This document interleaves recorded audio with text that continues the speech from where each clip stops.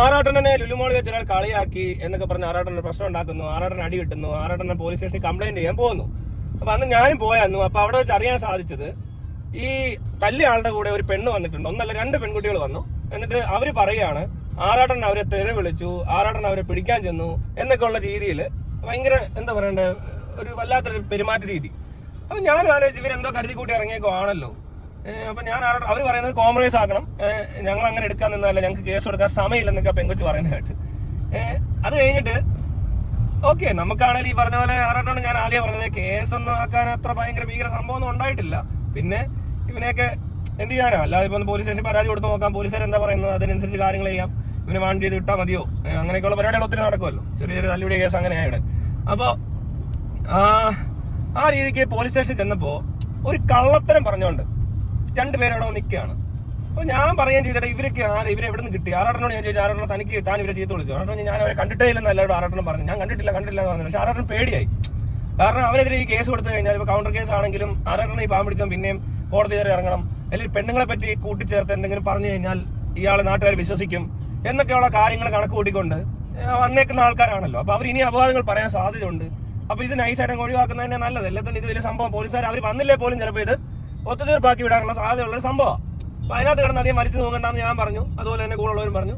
1-2 പേര് കേസ് കൊടുത്തേ പറ്റത്തുള്ളൂ എന്നൊക്കെയുള്ള അഭിപ്രായത്തിലായിരുന്നു. പക്ഷെ ആറാട്ടനും കേസ് കൊടുക്കണം താല്പര്യമില്ല.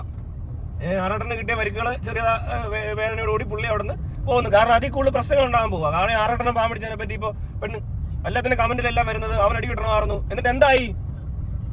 ഇപ്പൊ അവരെ പിടിച്ചേക്കുന്നത് ഹണി ട്രാപ്പ് കേസിലാണ്. പോലീസ് അറസ്റ്റ് ചെയ്തേക്കും അവനെ അവളെയും, ആ 2 പേരെയും. ഇപ്പൊ എല്ലാവരും തെറി വിളിച്ചിട്ട് എന്തായി? ഒരു പാവം പിടിച്ച മനുഷ്യനെ ഉപദ്രവിച്ചു, പോരാത്തതിന് ഭീഷണിപ്പെടുത്തി. ഇതെല്ലാം കഴിഞ്ഞിട്ട് പോയി തന്നെ പെട്ട് ഇതാണ് പറഞ്ഞ നിനക്ക് കിട്ടുമെന്ന്.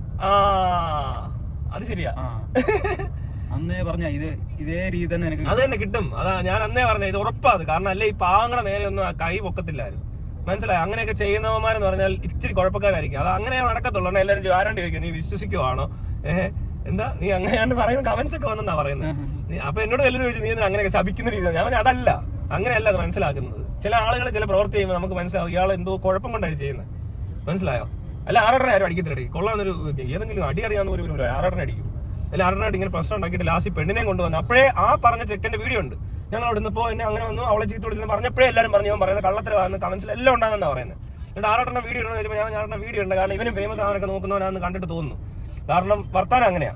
പിന്നെ മൊത്തത്തിലൊരു കള്ളലക്ഷണോ കള്ളത്തരാ പറയുന്നത്. മനസ്സിലായി? ആറാട്ടൻ ഒരിക്കലും പെണ്ണുങ്ങളെ നേരിട്ട് ചീത്തയൊന്നും വിളിക്കാൻ നിൽക്കത്തില്ല. ആറാട്ടൻ അങ്ങനെ ചെയ്യുന്ന ആളല്ലെന്ന് എല്ലാവർക്കും അറിയാം. പിന്നെ അവൻ പറഞ്ഞ വേറൊരു കാര്യമുണ്ട്, മദ്യപിച്ചിട്ടുണ്ടെന്നൊക്കെ കള്ളം പറഞ്ഞു. ആറാട്ടൻ മദ്യത്തിന് വേണം, മദ്യം ഒരിക്കലും ആറാട്ടൻ മദ്യപിക്കത്തില്ല. എല്ലാവർക്കും അറിയാം. ആറാട്ടനെ അറിയാവുന്ന മുഴുവൻ ആൾക്കാർക്കും അറിയാം ആറാട്ടൻ ഒരിക്കലും മദ്യപിക്കത്തില്ല. അയാൾക്ക് നമ്മുടെ കൂട്ടത്തിൽ പലയിടത്തും വന്നിരിക്കുമ്പോൾ ചില ഒരാളൊരു ബിയർ ഓർഡർ ചുമ്മാ ചോദിക്കും ആറാട്ടൻ വേണമെന്നൊക്കെ ചോദിച്ച് കളിയാക്കും. ഒന്നാൾ ഇങ്ങനെ പറയുന്ന ഒരു മനുഷ്യനെ പറ്റി കള്ളത്തരം പറയുമ്പോൾ കൂടെ നിൽക്കുന്നവർക്ക് എല്ലാം അറിയത് കള്ളാ പറയുന്നതാണ്. ആ വീഡിയോക്കകത്ത് അവൻ പറഞ്ഞ എന്താ, ഇവൻ ഇതുപോലെ വേറെ ആരാണ്ട് ഹണി ട്രാപ്പിൽ പെടുത്തിയിട്ട് ഇവർ 2 ലക്ഷം രൂപയോളം തട്ടിയെടുത്തു എന്ന് പറയുന്ന കേസിൽ ഇപ്പൊ പ്രതിയാ.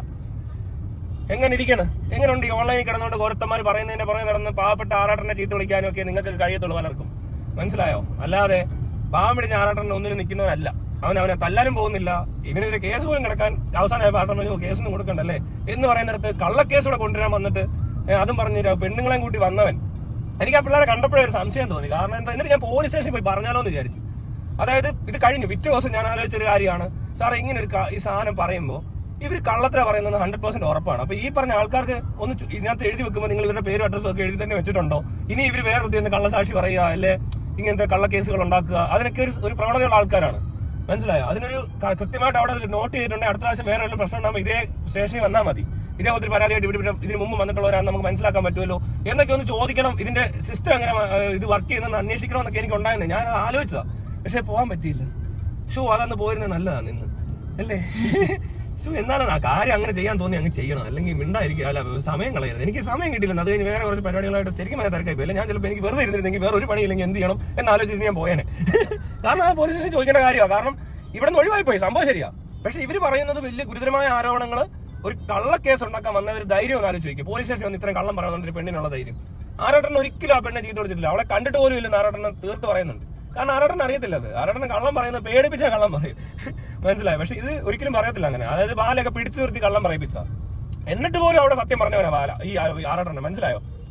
പേടിപ്പിച്ച് കൂടെ നിന്നിട്ട് പോലും ആറാട്ടന് കള്ളം പറയാൻ പറ്റുന്നില്ല. ആരുടെ കള്ളം പറയാൻ പറ്റത്തില്ല. ആരോട് കുത്തി ചോദിച്ചാൽ കൃത്യമായിട്ട് എല്ലാം പറയും. അത് പോലീസ് ചോദിക്കണമെന്നില്ല, ആര് ചോദിച്ചാലും അതാ പറയുന്നത്. അല്ലാതെ അയാൾ കള്ളം പറയുന്ന ആളല്ല. കൂടെ നിർത്തി ബാല അത്രയും പേടിപ്പിച്ച് ലാസ്റ്റ് പറഞ്ഞിട്ടില്ല. നന്ദി ആരോട് ഞാൻ ചൊല്ലേണ്ടോ, ആ പാട്ട് ഓർമ്മയുണ്ടോ? അതിപ്പോ നമുക്ക് വേണേ ആറാട്ടന്റെ പാടാം, നന്ദി ആരോട് ഞാൻ ചൊല്ലേണ്ടോ. കാരണം അവരെ പൊക്കി. ഇതേവത്തവന്മാരൊക്കെ ഞാൻ പറഞ്ഞില്ലേ ആദ്യം ഓടത്തില്ല. അതാ പഴയ കാലമല്ല, ഇത് സോഷ്യൽ മീഡിയ ഉണ്ടോ എല്ലാത്തിനെയും മനസ്സിലാക്കാൻ എളുപ്പമാണ്. ഒറ്റ ഇൻസിഡന്റ് കൊണ്ട് ആൾക്കാരെ മനസ്സിലാക്കാം നമുക്ക് എന്ത് തരം കള്ളനായവൻ. ഇവന്മാർ ഇത്രയ്ക്കുമൊക്കെ വളരെ മുതിരുന്നുണ്ടെങ്കിൽ അവർ വേറെ പലയിടത്ത് ഇതൊക്കെ ചെയ്യാൻ സാധ്യതയുള്ളവരാണ്. പിന്നെ ഈ പറഞ്ഞ ആൾക്കാർക്ക് MDMA അല്ലെ മറ്റെന്തെങ്കിലും തരത്തിലുള്ള സാധനങ്ങളുടെ സംഭവം ഉണ്ടോ എന്നൊക്കെ പരിശോധിക്കണം. ഈ പറഞ്ഞ ആളുകളുടെ ഇങ്ങനത്തെ വഴിയിലേക്ക് ഒരാൾ പോകുന്നത് പലപ്പോഴും ഈ രീതിക്കൊക്കെ ജീവിച്ചു തുടങ്ങുമ്പോഴാണ്. അല്ലെങ്കിൽ ഇതിന് ആവശ്യം വരുന്നില്ല, മര്യാദയ്ക്ക് ജോലി എടുത്ത് ജീവിക്കരുത്. മനസ്സിലായോ? കള്ളക്കേസ് കൊടുക്കേണ്ടി വരുന്നതും അങ്ങനെയുള്ള സാഹചര്യത്തില്ല. അല്ലാതെ നേരെ ജോയ പോകുന്നവർക്ക് കള്ളക്കേസ് കൊടുക്കേണ്ടി വരത്തില്ല.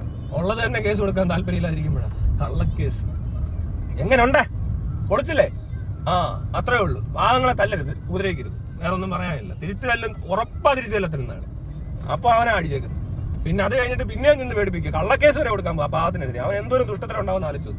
അത് ആരുടെ കേസ് കൊടുക്കത്തില്ല. അത് അവൻ അവിടെ വന്നിട്ട് പറയുക, അണ്ണാ ഇങ്ങനെ അറിയാൻ പറ്റിയ പോലും അവൻ കേസ് കൊടുക്കത്തില്ല. ആരോട്ടെ വേണമൊക്കെ വെക്കും കിടന്നുകൊണ്ട് അത് പറയും, ഇത് പറയും, അങ്ങനെ ആക്കി ഇങ്ങനെ ആക്കി പറയും. പക്ഷെ അയാളെ കൊണ്ട് പറ്റത്തില്ല. അയാൾക്ക് ഇതിൽ കൂടുതൽ അടി ബാലടിച്ചിട്ടുണ്ട്. അയാൾക്ക് പോലും കേസ് കൊടുക്കാൻ പേടിയാണ്. അല്ല ഒന്നും പറയാനില്ല. പിറ്റേ ദിവസം വന്നപ്പോൾ ആ ഒരു വീഡിയോ ഇടും, ഇന്നലെ എന്നെ തല്ലി, ബാലന്റെ ഇവിടെ അടിച്ചു, നീര് വെച്ചു, ഇനി ഞാൻ അയാളായിട്ടൊരു ബന്ധമില്ല, ബാലൊരു ഫ്രോഡാണ്, ഇപ്പോഴാണ് എനിക്ക് മനസ്സിലായതോ എന്നൊക്കെ പറഞ്ഞ് വീഡിയോ ഇട്ട് നടക്കുന്ന ഒരു പാവം സാധു മനുഷ്യനെ ഇനി ആരെല്ലാം ഉപദ്രവിക്കുമെന്ന് എനിക്കറിയത്തില്ല. മാക്സിമം ഇത് വീഡിയോ ഒക്കെ കണ്ടിട്ടുണ്ടെങ്കിൽ അയാളെ ഉപദ്രവിക്കാതിരിക്കാൻ മാത്രം നോക്കിയാൽ മതി. ആളെ നന്നാക്കാനൊന്നും ആരും ശ്രമിക്കണ്ട. ആളത് കുറ്റക്കാരൊന്നല്ല. ഇവിടെ ഇപ്പൊ ബലാത്സംഗം ചെയ്തവനും കൊലപാതകം ചെയ്തവർക്കൊന്നും ഇല്ലാത്തൊരു പ്രശ്നമാണോ ആറാട്ടണേന്? ഇവരങ്ങനെ ഉണ്ടെ ആരെയൊക്കെ പോയി അടിക്കും ഇവനൊക്കെ? കേരളത്തിൽ ഇവരെ മാത്രമേ കണ്ടിട്ടുള്ളൂ കുറ്റവാളിയായിട്ട്, അല്ലെങ്കിൽ ഒരു കുഴപ്പക്കാരനായിട്ട്. പൈസ തട്ടിക്കുന്നു, കൊച്ചുകൊച്ചുങ്ങളെ തല്ലിക്കൊല്ലുന്നു, ബലാത്സംഗം ചെയ്യുന്നു, പീഡിപ്പിക്കുന്നു, കൊലപാതകം, എന്തിനധികം പറയുന്നു, ബഡ്ജറ്റ് അടക്കം മുക്കുന്നു, എന്തെല്ലാം അഴിമതി നടക്കുന്നു, ഡെയിലി സഞ്ചരിക്കുന്ന റോഡ് അഴിമതി കൊണ്ട് കുഴിക്കാത്തതുകൊണ്ട് മരിക്കുന്നു.